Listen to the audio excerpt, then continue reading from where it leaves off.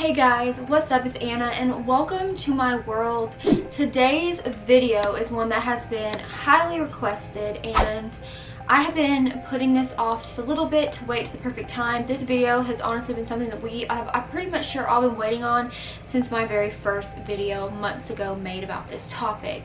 Today's video is an update on Tyle and JJ and Vallow and Daybell. So if you haven't watched part 1 to this, the initial video telling about the whole entire story of Vallow and Daybell and their missing children, primarily Lori's children. Chad, as we all know, was the step-in dad. But anyway, Lori's missing children, JJ and Tyle. Go ahead and watch that first. I will link it up above.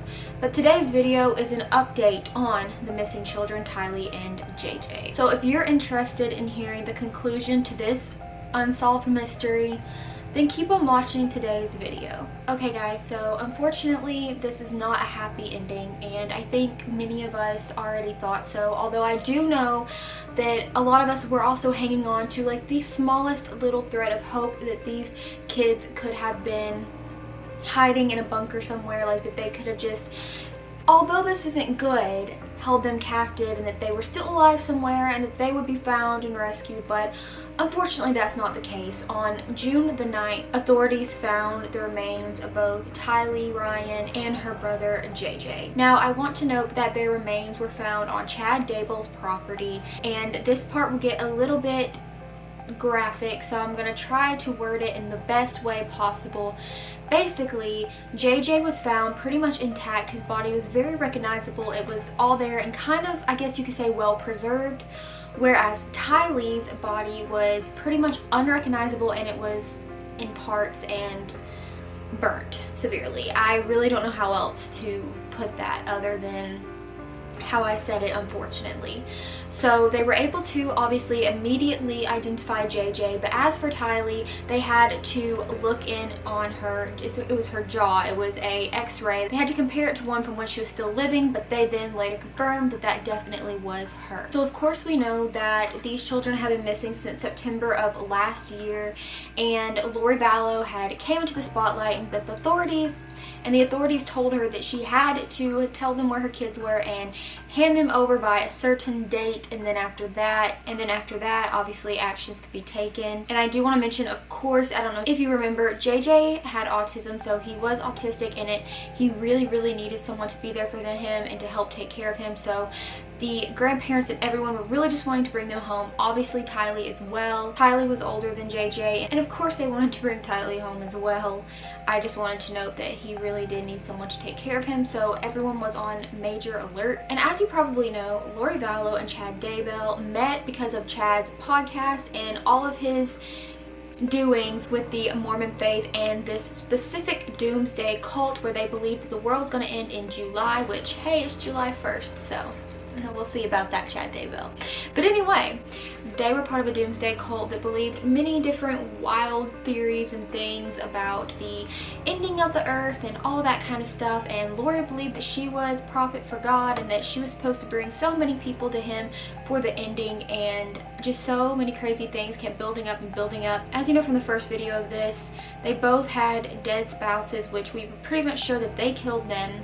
We do know that Vallow's brother had a lot to do with this, and he ended up dead as well. Now back to the present day information. So, like I said, the authorities found them in Daybell's property, and they had actually found them through monitoring cell phone activity off of Vallow's brother, and it was said that the phone was being used at that place around the last time that the children were seen.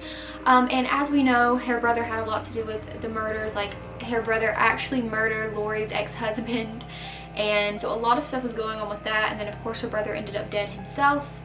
But that leads me to wonder if, once again, if her brother did the dirty work, if he killed the children for her. I also want to, just before we go on, mention about how JJ was found pretty much preserved, perfect, intact, yet Tyle was burnt and scattered. That leaves me wondering, did they murder them at different times? Why was Tyle found this way and JJ not?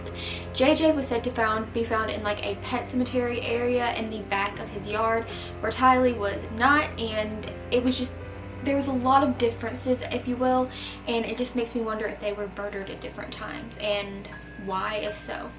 Why in general? Which leads me to one possible explanation that, of course, with the Doomsday cult that Lori Vallow and Chad were so much a part of, they believed that people turned into zombies. So what they believed is that the souls in the people basically went into a limbo state, and then a zombie soul took over those people, and that the people's actual soul could not rest in paradise until they were killed, and that is what released their soul into like heaven. So what everyone basically thinks is that, unfortunately, is that Lori thought that her own children became zombies and that she needed to kill them so that they could be free. That's what many people think, and of course I believe that as well, although I do think there's probably a little bit of other conspiracy with that, and I do also probably think her brother murdered them. Yeah, so I believe her brother passed away after that they would have probably been killed.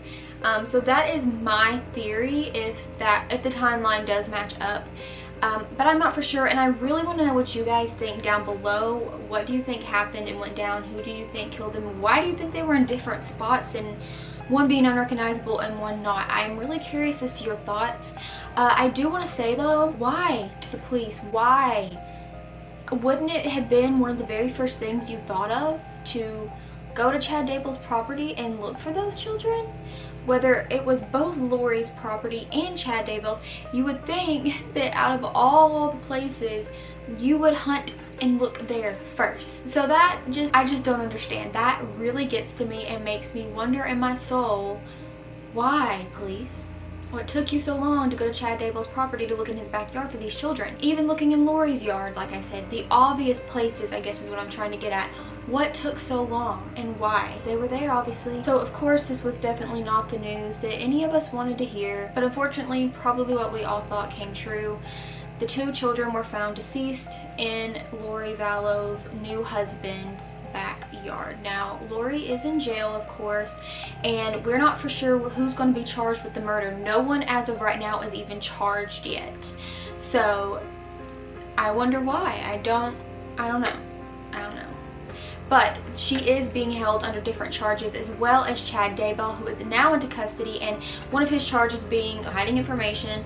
But they are both in jail right now, but we don't know what's going to happen, who's going to be charged with it, and when they're even going to be charged, because if you are any kind of aware of how things go in the legal world, it can take a long time. And by a long time, I mean years. So who knows? But anyway, I really want to just come on here and tell you guys that they have been found and unfortunately deceased, and I just want to know your thoughts down below on what you think happened. And other than that, I hate that this had to be a sad video with a sad ending, but of course that's just how a lot of times it is in these situations. But I hope you enjoyed both of the videos and just getting to learn about all of this. Let me know down below. Make sure to give this video a big thumbs up and subscribe to my channel, which you can do by hitting my face right up there, and you can watch another one of my videos by clicking right over there. Of course I will be making tons of new true crime content, so definitely stay tuned, and make sure to also subscribe to my main channel for all the pet content. And other than that, I hope you guys have a great day or night or whenever you may be watching this, and I'll see you guys in my next one. Bye.